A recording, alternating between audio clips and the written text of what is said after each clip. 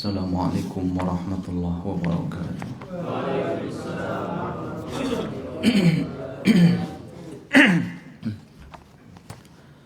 Alhamdulillah wassalatu wassalamu ala Rasulillah wa ala alihi wa sahbihi wa man walah, la haula wa la quwwata illa billah, amma ba'd.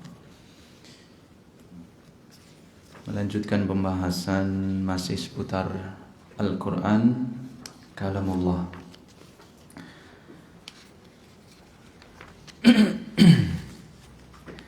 Kita lanjutkan ya. Kemarin masih di halaman 10 ya, di halaman 10. Di antara akidah Ahlus Sunnah wal Jamaah, keyakinan, kepercayaan Ahlus Sunnah wal Jamaah terkait Allah Subhanahu wa taala atau tentang Allah Subhanahu wa taala adalah di antaranya harus meyakini, mengimani bahwa Al-Quran itu kalamullah, Al-Quran bukan makhluk. Kemarin ada beberapa konsekuensi yang sudah kita sampaikan. Ketika seseorang meyakini bahwa Al-Quran adalah makhluk, lalu kemudian ada beberapa ayat yang sudah kita sebutkan juga yang menjelaskan bahwa Al-Quran itu adalah kalamullah, bukan makhluk. Wa nu'minu bi anna al-Qur'an al-Karim kalamullah ta'ala. Jadi Al-Quran adalah kalamullah, takallama bihi haqqan. Allah itu benar-benar berbicara dengan Al-Quran tersebut. Wa alqahu ila Jibril. Lalu Al-Quran tersebut disampaikan kepada malaikat Jibril. Fanazzala bihi Jibrilu ala qalbin Nabi sallallahu alaihi wasallam. Lalu malaikat Jibril membawa Al-Quran tersebut untuk disampaikan kepada Nabi Muhammad sallallahu alaihi wasallam.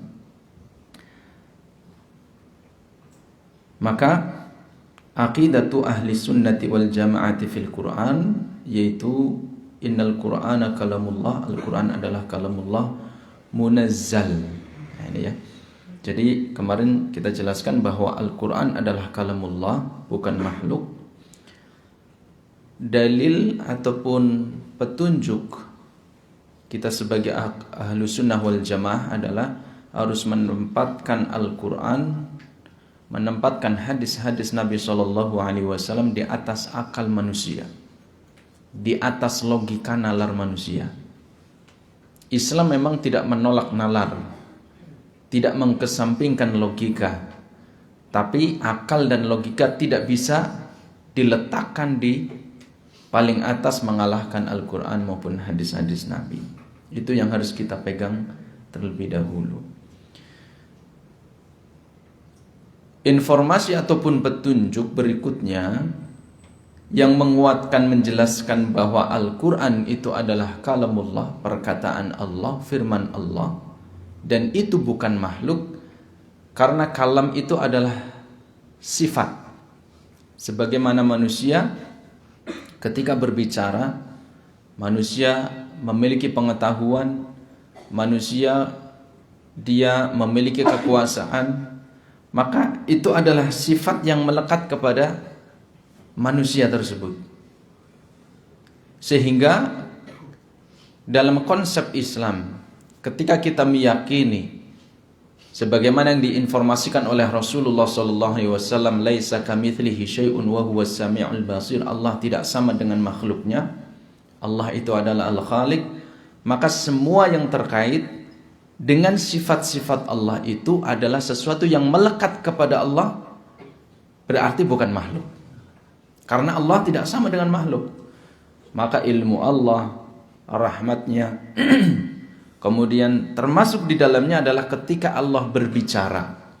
Di antara berbicaranya Allah adalah Allah berbicara dengan Al-Quran. Maka kesimpulannya Al-Quran itu bukanlah makhluk, karena itu adalah sifat yang melekat terhadap diri Allah Subhanahu wa ta'ala. Yang selanjutnya munazzalun, ya, munazzalun.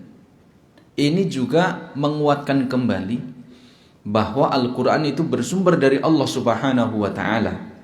bukan dibuat oleh Nabi Muhammad sallallahu alaihi wasallam. Allah Subhanahu wa taala berfirman di dalam surat An-Nahl, "Qul, katakanlah wahai Muhammad, nazzalahu ruhul qudus min rabbika bil haqq." Siapa yang mengatakan di sini? Allah yang menginformasikan sendiri. Katakanlah wahai Muhammad, nazzalahu, bahwa Al-Qur'an itu diturunkan, dibawa oleh Ruhul Qudus. Siapa itu Ruhul Qudus? Yaitu malaikat Jibril. Yang dimaksud Ruhul Qudus di sini, ruh yang suci, itu adalah malaikat Jibril. Dikenal dengan Ruhul Qudus kenapa? Karena malaikat Jibril itu adalah malaikat yang membawa amanah dari Allah Subhanahu wa taala, yaitu Al-Qur'an, firman-firman Allah, wahyu-wahyu Allah Subhanahu wa taala. Mir rabbika, dari Tuhanmu, bil haqqi, dengan benar. Kalimat nazzalahu menunjukkan bahwa Al-Quran itu bersumber dari Allah Subhanahu wa ta'ala. Jadi bukan buatan karangan Nabi Muhammad sebagaimana yang dituduhkan oleh sebagian manusia, sebagian orang yang mereka tidak meyakini, tidak mengimani bahwa Al-Quran itu adalah dari Allah Subhanahu wa ta'ala. Sampai-sampai kemudian di dalam beberapa ayat Allah Subhanahu wa taala menyinggung terhadap mereka orang-orang yang masih meyakini bahwa Al-Qur'an adalah buatan seorang manusia yang bernama Muhammad. Maka Allah turunkan di dalam surat Al-Isra ayat 88. Ini tantangan langsung dari Allah. Allah menantang seluruh manusia.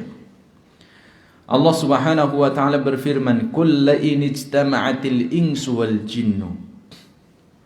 Katakanlah, andai seluruh manusia dan seluruh jin berkumpul ala an ya'tu bimithli hadzal Qur'an, untuk membawa atau membuat seperti Al-Qur'an, la ya'tuna bimithlihi, niscaya mereka tidak akan mampu untuk membuat satu karya ya, seperti Al-Qur'an, karya manusia. Silahkan seluruh manusia, siapa yang paling cerdas, siapa yang paling titel akademiknya yang paling tinggi, silahkan, profesor atau apa saja, semuanya berkumpul dibantu oleh bangsa jin untuk membuat sesuatu yang semisal Al-Quran.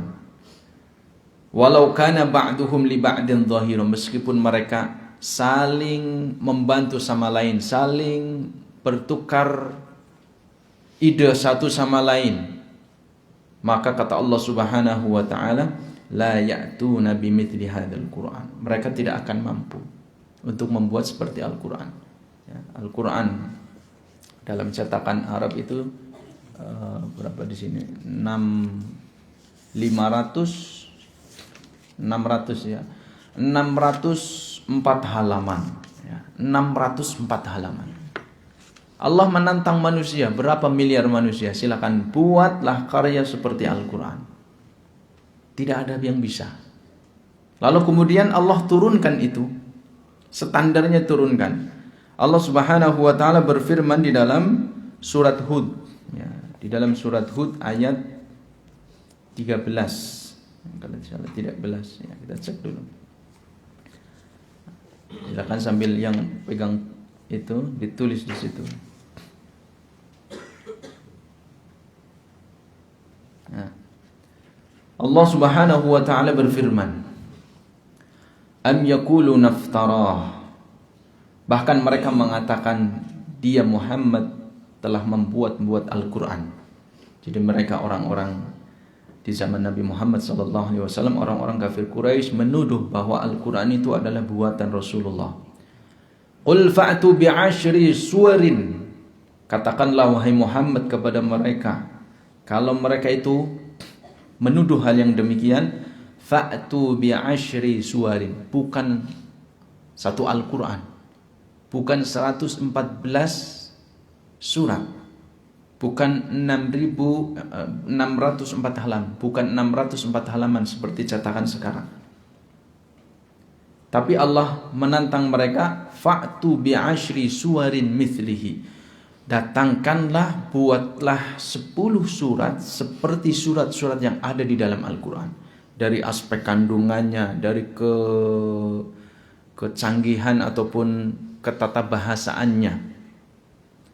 Buatlah 10 surat saja, muftarayatin yang dibuat. Wad'u man istata'tum min dunillah, dan ajaklah seluruh selain Allah Subhanahu wa taala yang kalian mampu. Mau bangsa jin silakan, mau orang Amerika silakan, mau orang benua mana silakan. Wad'u man istata'tum, yang kalian mampu, ajak mereka semua untuk membuat hanya 10 surat dari Al-Quran. In kuntum shadiqin, jika kalian adalah orang-orang yang benar, artinya tuduhan kalian itu adalah benar. Fa illam yastajibu lakum, jika kalian tidak mampu untuk menjawab, merespon seruanku, kata Allah Subhanahu wa taala, fa'alamu annama unzila bi'ilmillah, ketahuilah bahwa Al-Quran itu diturunkan dari ilmu Allah Subhanahu wa taala, dan ilmu Allah itu bukan makhluk. Nah, di sini Allah berfirman, annama unzila bi'ilmillahi, Al-Quran itu diturunkan dengan ilmu Allah Subhanahu wa taala, wa an la ilaha illahu fahal antum muslimun, sesungguhnya tidak ada ilah yang berhak disembah selain Dia, apakah kalian mau berserah diri? Allah berfirman di dalam surat Hud ayat 13 ayat 14 ini menantang seluruh manusia untuk mendatangkan 10 surat dari Al-Quran, namun mereka tidak mampu. Lalu kemudian Allah turunkan lagi standarnya. Disebutkan di dalam surat Al-Baqarah ayat 23-24. Allah Subhanahu wa taala berfirman, wa in kuntum fi raibin mimma nazzalna ala abdina, jika kalian itu meragukan terhadap sesuatu yang diturunkan oleh kami atas hamba kami, yaitu Nabi Muhammad SAW, fa'tu bisuratin, buatlah, datangkanlah 1 surat saja, min mithlihi, seperti surat yang ada di dalam Al-Quran, dari tata bahasanya, dari kandungannya, dan seterusnya, dari maknanya. Wad'u syuhada'akum min dunillah, dan serulah, ajaklah seluruh orang-orang selain Allah, seluruh siapa saja selain Allah, penolong-penolong kalian, teman-teman kalian, in kuntum shadiqin, jika kalian itu orang yang benar. Tapi Allah kemudian memberikan peringatan kepada mereka manusia, fa illam taf'alu, jika kalian itu tidak mampu, walan taf'alu, dengan lan ya, maka kalian pun pasti tidak akan mampu, fattaqun naral lati waquduhan nas wal hijara, maka takutlah kalian terhadap api neraka yang mana bahan bakarnya adalah batu dan manusia. Bayangkan Pak, bahan bakarnya batu dan manusia. Di dunia ini kalau bakar batu ya enggak nyala-nyala. Bakar apa Mas? Bakar waktu ya ora muruk-muruk. Mau masak nasi, mau masak sayur, pakai batu ditumpuk kemudian diceprat-ceprat, enggak nyala-nyala. Tapi api neraka nanti, neraka itu bahan bakarnya adalah manusia dan batu. Nah, di sini di dalam surat Al-Baqarah ayat 23-24, Allah berfirman, mimma nazzalna ala abdina. Maka ayat ini memberikan informasi, memberikan petunjuk kepada kita, Al-Quran itu turun dari Allah Subhanahu wa ta'ala, bukan karya buatan Nabi Muhammad SAW. Namun ada sebagian di antara orang-orang kafir Quraisy, mereka yang berusaha untuk menjawab tantangan Allah Subhanahu wa taala. Di antaranya yang terkenal dengan Al-Musailamah Al-Kadzdzab. Mereka menjawab tantangan Allah dengan membuat beberapa surat-surat Al-Quran, tapi isinya lucu-lucu. Dari sisi makna, mungkin dari sisi bahasa ada sedikitlah kayak mirip-mirip syair gitu. Tapi dari sisi makna tidak ada maknanya. Berbeda dengan ayat-ayat Allah Subhanahu wa taala, berbeda dengan surat-surat yang Allah Subhanahu wa taala susun. Saya ketengahkan misalkan di sini satu contoh saja bagaimana Musailamah Al-Kadzdzab berusaha untuk membuat satu surat Ada beberapa itu dibuat oleh Musailamah al-Kadzdzab. Di antaranya adalah al-fil. Seperti di dalam surat Al-Quran ada surat al-fil. Alam taro kaifa fa'ala rabbuka bi ashabil fil. Alam yaj'al kaidahum fi tadlil. Di sini dia membuat surat al-fil juga. Musailamah al-Kadzdzab. Sehingga di kalangan mereka dikenal dengan Quran Musailamah. Apa yang ditulis oleh Musailamah? Musailamah menulis al-fil, gajah. Wa ma adraka mal fil. Tahukah kalian apa itu gajah? Lahu dzambun wabil. Dia punya ekor yang pendek. Walahu khurtumun tawil. Punya belalai yang panjang. Udah gitu aja. Cuma menjelaskan gajah. Cuma pakai memang kayak bahasa-bahasa saya. Tapi maknanya apa? Semua orang yang tahu. Gajah seperti itu. Nggak ada maknanya. Kalau di Al-Quran, alam taro kaifa fa'ala rabbuka bi ashabil fil. Tidakkah kalian memperhatikan bagaimana kejadian pasukan-pasukan bergajah? Oh, itu ada peristiwa yang sangat besar yang berusaha untuk menghancurkan Ka'bah. Pasukan dari negeri Yaman, pasukan Abraha. Itu peristiwa yang besar, mengandung makna yang luar biasa itu. Nah, di sini Musailamah berusaha untuk menjawab tantangan itu, namun dari aspek mana tidak ada maknanya, sehingga semuanya tantangan Allah Subhanahu wa taala tidak ada seorang pun yang mampu untuk menjawabnya. Lalu kemudian di dalam surat Asy-Syu'ara yang di bawahnya itu ayat 192 sampai 195. Allah Subhanahu wa taala menegaskan kembali bahwa Al-Qur'an itu turun dari sisi Allah Subhanahu wa taala.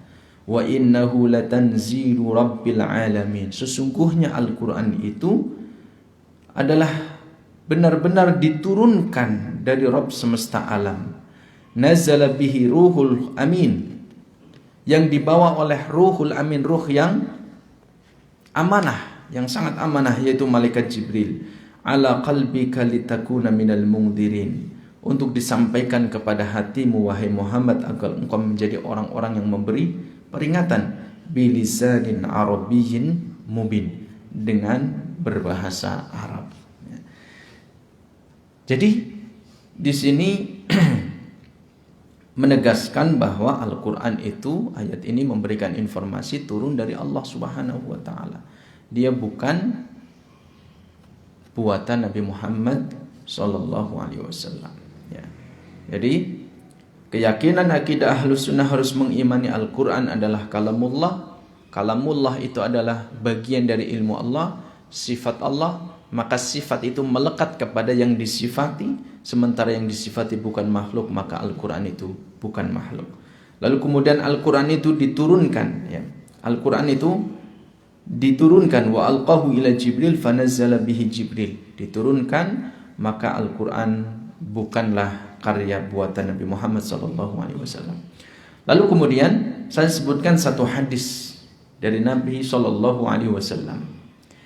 Di antaranya yang kemudian menguatkan kembali bahwa Al-Quran adalah kalamullah, yaitu hadis yang diriwayatkan oleh Imam Muslim dari Khawlah ibn Hakam As-Sulaimiyah.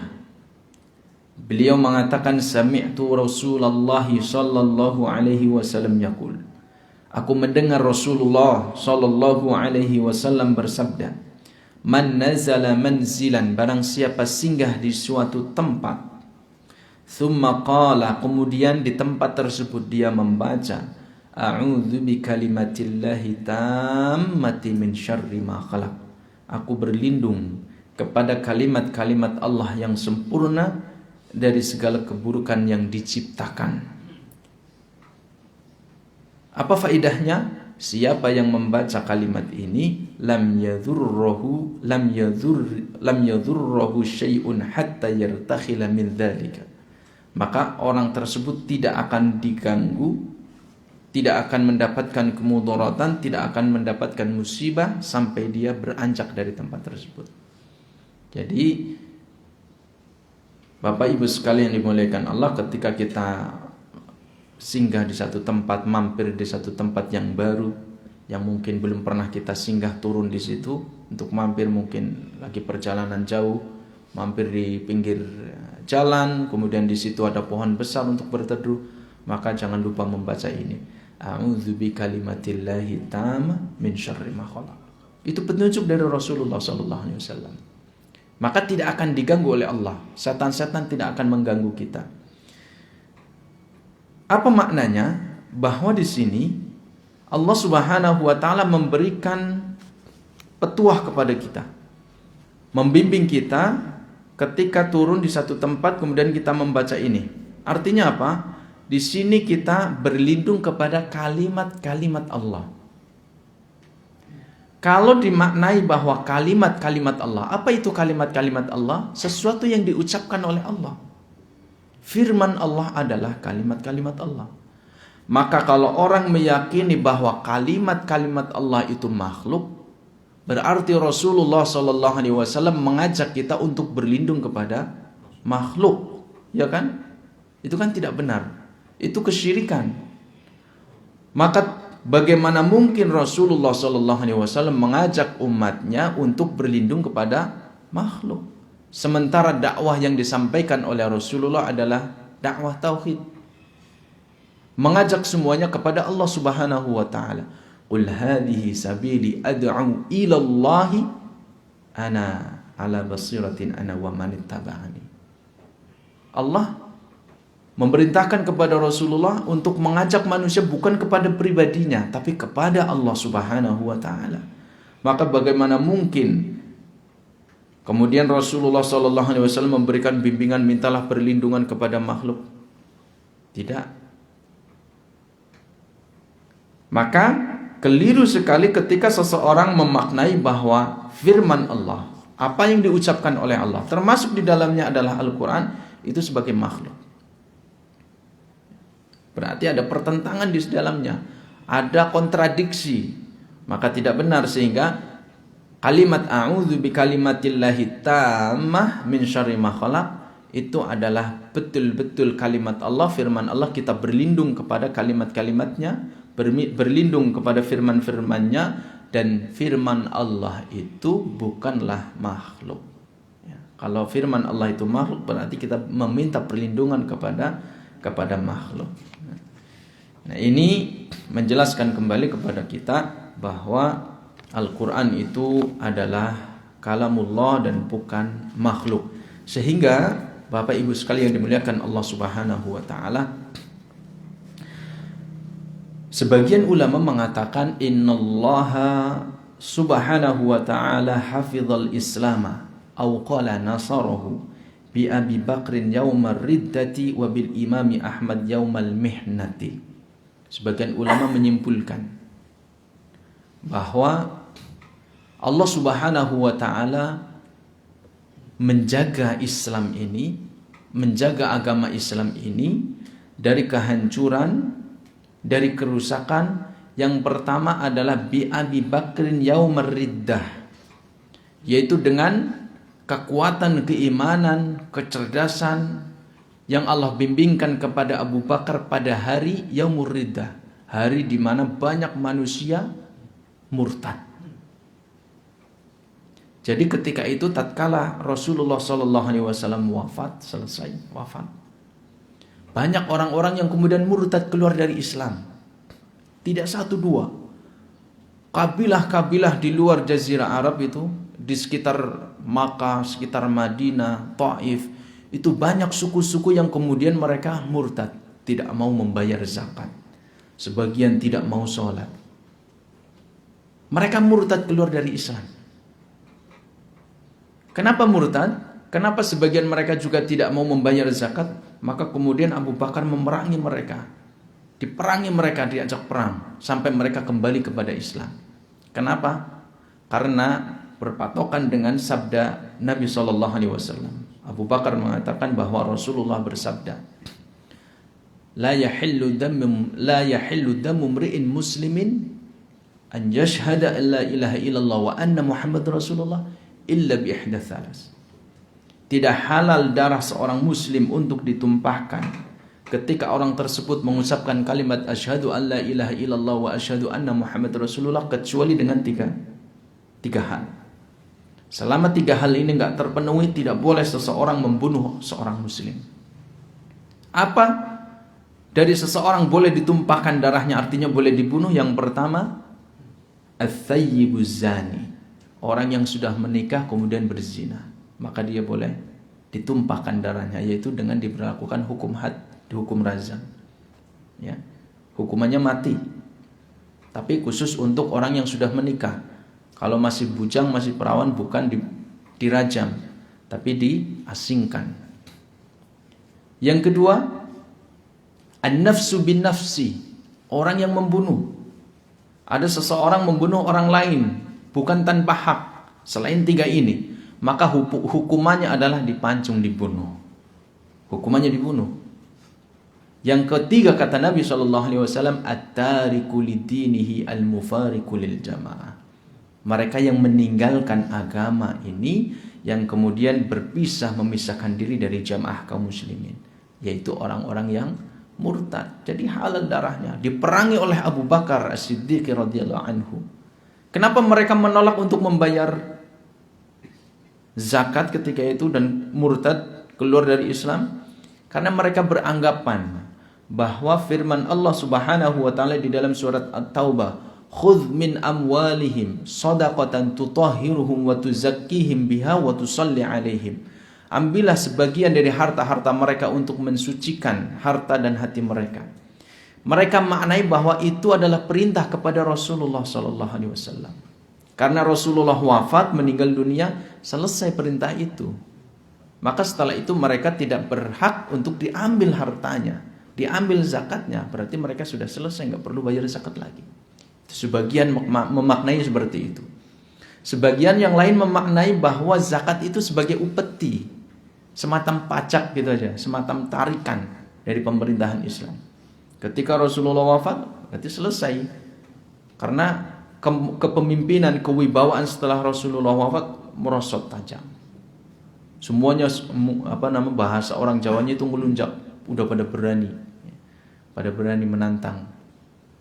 Maka kemudian Abu Bakar As-Siddiq tegak untuk memerangi mereka kembali kepada Islam, sehingga sebagian mereka kemudian masuk Islam kembali, sebagian mereka terbunuh sampai tidak mau kembali kepada Islam. Itu yang pertama, Allah jaga Islam ini di masa-masa Abu Bakar As-Siddiq karena banyak yang murtad. Ya. Ketika itu sampai Abu Bakar itu tinggal di kota Madinah sudah terkepung. Andai Abu Bakar tidak ditolong oleh Allah Subhanahu wa taala, penduduk Madinah yang jumlahnya ketika itu sedang sedikit, karena sebagian besar pasukan kaum muslimin sedang pergi berperang bersama Usamah, ya, bersama Usamah. Maka selesai sudah. Tidak tahu ya, wallahu a'lam apa nasibnya. Tapi Allah menolong Islam dengan keteguhan iman Abu Bakar As-Siddiq, sehingga banyak disinggung di dalam surat Al-Hujurat bagaimana Allah Subhanahu wa taala berfirman, "Qul lam tu'minu qalatil a'rabu amanna." Kenapa di antara faktor banyak mereka yang murtad? Karena tidak sedikit di antara orang-orang Badui, orang-orang pedalaman masuk Islam hanya ikut-ikutan saja, berlindung di bawah bendera Islam. Bukan karena memang meyakini dengan sebenar-benarnya. Itu tidak sedikit. Sehingga ketika Rasulullah wafat, kesempatan ini terbuka lebar mereka untuk kembali ke masa jahiliyah, keyakinan jahiliyah. Sehingga disinggung oleh Allah Subhanahu wa taala, qalatil a'rabu amanna. Orang-orang Badui Arab mengatakan, aku telah beriman. Tapi kata Allah, qul lam tu'minu, katakan kepada mereka, mereka itu belum beriman. Walakin qulu aslamna, mereka baru pada sampai kepada Islam, hanya berserah diri saja, belum beriman dengan sepenuhnya. Nah, sehingga ini bisa dimaknai kalau ada orang kemudian, kamu agamanya apa? Saya Islam, tapi enggak sholat. Berarti dia baru sampai kepada aslamna, berlindung di bawah nama Islam. Keislamannya itu belum masuk ke dalam relung hatinya, beriman belum sampai ke situ. Kalau ada seorang katakanlah petani, pekerja ataupun yang lainnya, dia sibuk dengan profesinya, ketika ada suara azan enggak sholat, berarti dia hanya berlindung di bawah KTP agama Islam. Seperti orang-orang Arab Badui seperti itu, supaya tidak diperangi, tidak dibunuh, supaya darahnya tidak halal. Kullam tu'minu walakin qulu aslamna walamma yadkhulul imani fi qulubikum. Jadi keimanan itu belum masuk kepada hati mereka. Hati mereka. Wabil imami Ahmad yaumal mihnah. Yang kedua, Allah menjaga Islam ini pada masa di mana Imam Ahmad hidup di sebuah rezim yang luar biasa, yaitu dari masa dinasti Abbasiyah. Ya. Ada rezim Al-Ma'mun, lalu kemudian diteruskan oleh anaknya Al-Mu'tasim Billah, lalu kemudian diteruskan kalau tidak salah oleh keponakannya atau siapa yang bernama Al-Wathiq Billah. Dari sejak zaman Al-Ma'mun itu, maka pembantu-pembantunya ataupun bahasa sekarangnya apa? Watim Pres ya. Tim pertimbangan presiden, penasehat presidennya itu diisi oleh ulama-ulama Mu'tazilah yang beraliran berpikiran Mu'tazilah. Jadi terus sang khalifah, sang pemimpin itu dicekokin terus. Pemikirannya dirusak sampai kemudian memutuskan bahwa madhab negara itu adalah madhabnya Mu'tazilah. Di antaranya adalah mereka meyakini bahwa Al-Quran adalah makhluk. Kemudian dipaksakan kepada seluruh rakyatnya, terutama adalah kepada para ulama-ulama ahlu sunnah. Mereka dipaksa untuk meyakini, mengakui bahwa Al-Quran adalah makhluk. Mereka dipaksa sampai pada satu kesimpulan, kalau tidak mau mengikuti madhab negara, maka mereka pilihannya adalah mereka dibunuh, mereka dipenjara, mereka disiksa. Maka di sini disebutkan ada dua hal ketika itu. Ya. Imma bi'annal halahalu iqrah, yang kedua wa imma bitanzilil lafzi ala ghairi dhahirihi, namanya tauriyah. Jadi dalam Islam itu ada dua kondisi ketika seseorang dipaksa untuk mengatakan tidak beriman.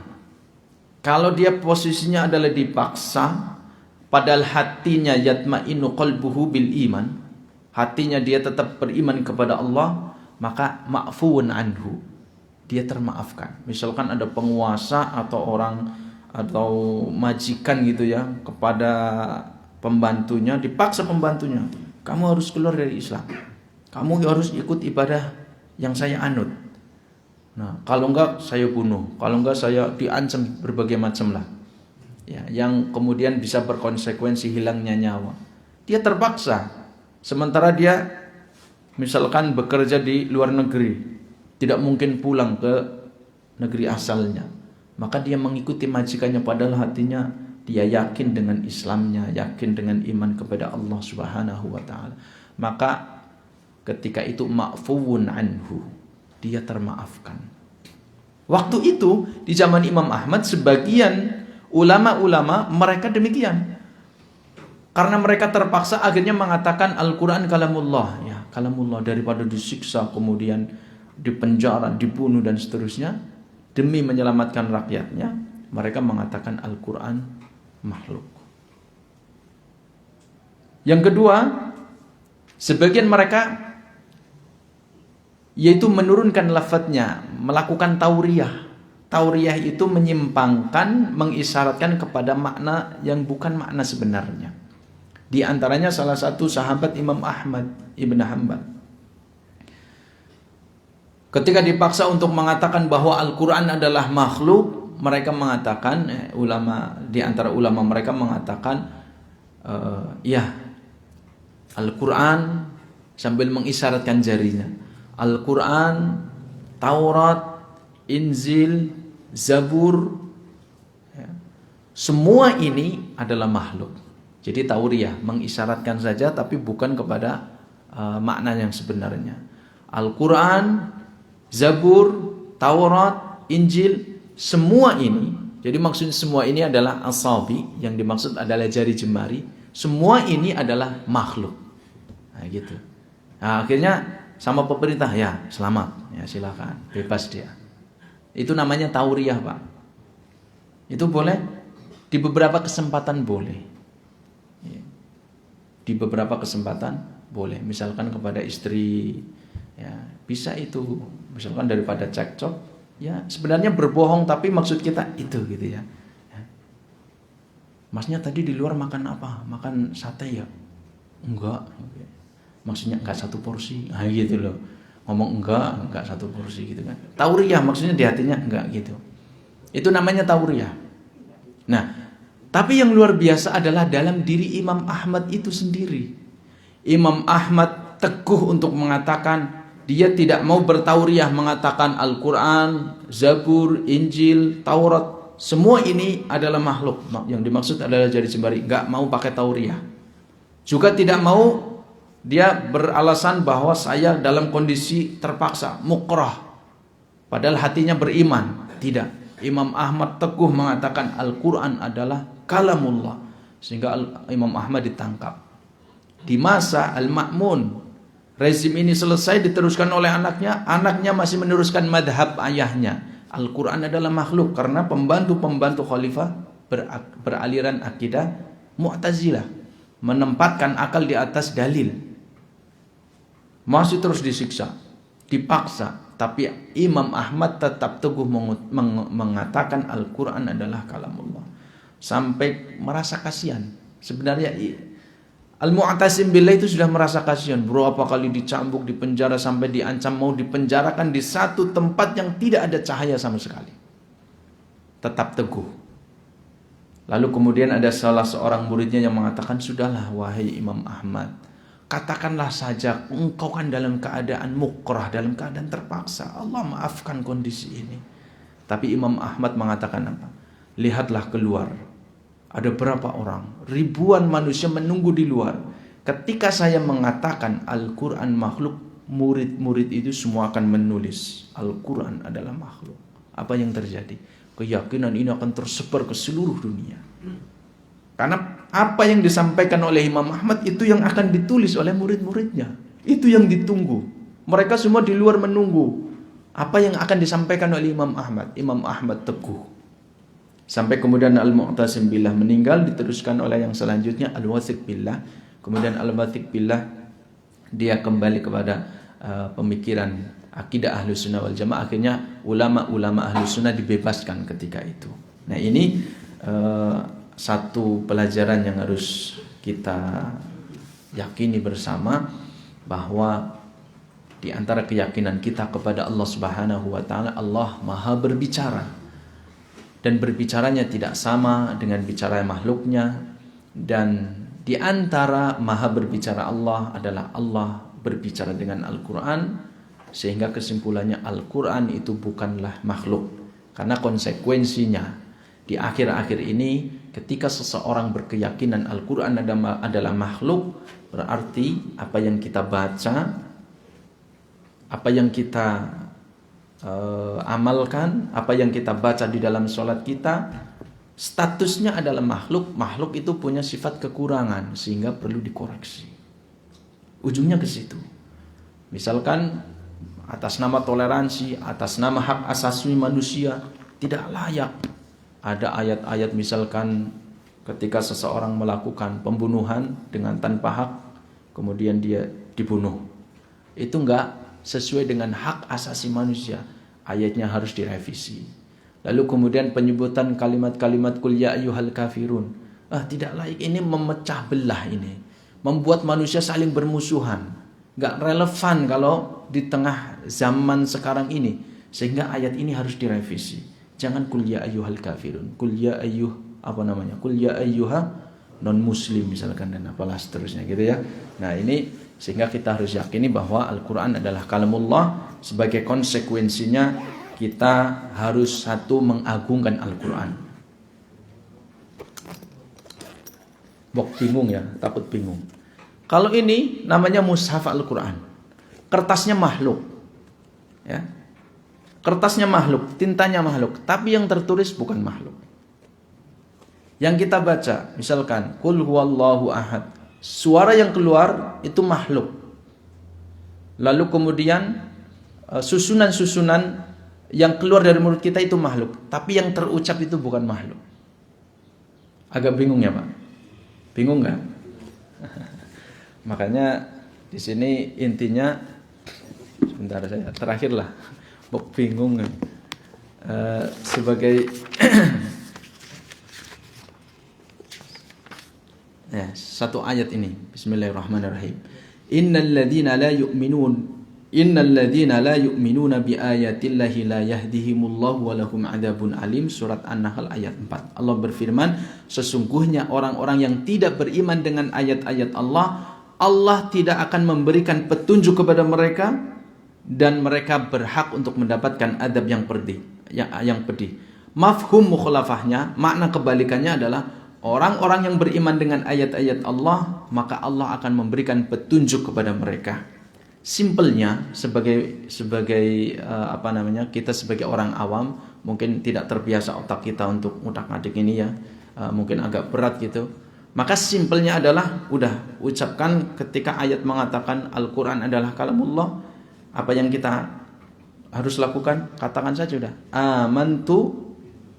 amantu fahtadi. Barang siapa yang dia mengatakan amin tahtadu. Udah ucapkan itu aja. Al-Quran adalah kalamullah. Yakini Al-Quran kalamullah. Al-Quran bukan makhluk. Apa yang kita baca itu adalah Al-Quran kalamullah, bukan makhluk. Siapa yang mengimani ini tahtadu, maka dia akan mendapatkan petunjuk. Insya Allah petunjuk itu akan kita dapatkan dengan keyakinan ini. Hadza wallahu a'lam. Mohon maaf jika kurang bisa dipahami dengan baik. Ya, jika ada yang kurang itu semata-mata dari saya pribadi dan benarnya itu semata-mata dari Allah Subhanahu wa taala. Demikian insyaallah kita lanjutkan pada kesempatan yang lain. Subhanakallahumma wa bihamdika asyhadu an la ilaha illa anta astaghfiruka wa atubu ilaik. Assalamualaikum warahmatullahi wabarakatuh.